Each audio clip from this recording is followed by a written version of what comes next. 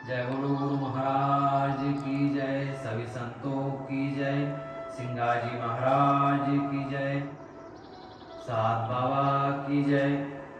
आज गुरु साहब बाबा की 10वें वर्ष में गुरु साहब बाबा प्रवेश करते हैं और आज से बालक सभी बालकों के साथ में गुरु महाराज गाय चराने के लिए वन में जाते हैं। गुरु साहब बाबा 10 वर्ष में जैसे प्रवेश किए बाल गोपाल के साथ में गाय चराने वन में जाते हैं और यहीं से उनकी बाल लीलाएं शुरू होती हैं। गुरु साहब बाबा प्रतिदिन की तरह गाय चराने वन में जाते और शाम को गाय लेकर घर में आते थे। प्रतिदिन यह उनकी लीलाएं चलती रहती थी। और एक दिन गुरु साहब बाबा ने सोचा कि कुछ चमत्कार किया जाए। तो गुरु साहब बाबा ने सभी बाल गोपाल को कहा कि बाल गोपाल, आज हम गाय को पानी पिलाकर बैठा देते हैं और मैं आपको जैसा बोलता हूँ वैसा आप कीजिए। तभी गुरु साहब बाबा देवजी संत बंधारा घाट पे गाय को उतारते हैं, नदी में पानी पिलाते हैं, छांव में गाय को बैठा देते हैं और सभी बाल गोपाल के साथ में उस जल में स्नान करते हैं। स्नान करने के बाद में सभी बालक से बोला, हे बालको, आप लोग नदी से रेत भर कर लाकर जमा करिए। कुछ बालक से बोला, ग्वाले से बोला कि आप लोग मट्टी भर कर लाइए, यहाँ पर जमा कर दीजिए। सब ग्वाल वालों ने रेत लाई, मिट्टी लाई, एक जगह ढेर जमाया, लकड़ी गाड़ी और अपने गमछे टोपी से एक झंडी लगा दी। सभी ग्वाले के साथ में गुरु साहब बाबा देवजी संत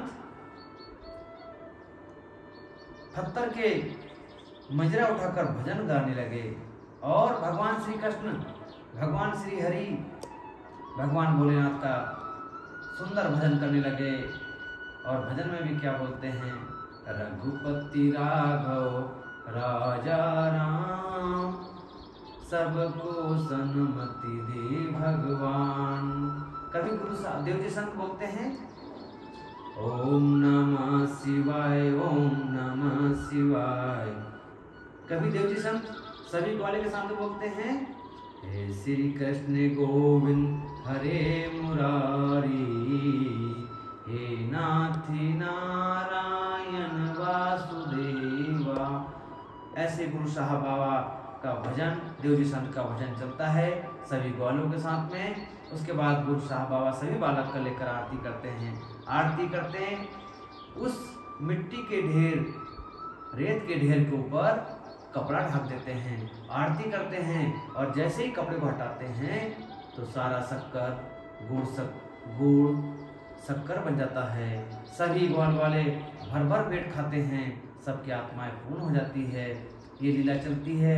जो घर से रोटी मांग कर ले जाते हैं वो बच्चे वापस घर लाके जमा कर वापस दे देते हैं।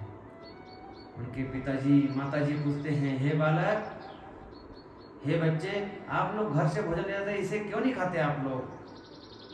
तो सभी बालक कहते हैं, हमें देवजी संत प्रतिदिन मावा मिष्ठान खिलाते हैं, गुड़ खिलाते हैं, शक्कर खिलाते हैं, हमें भूख नहीं लगती है।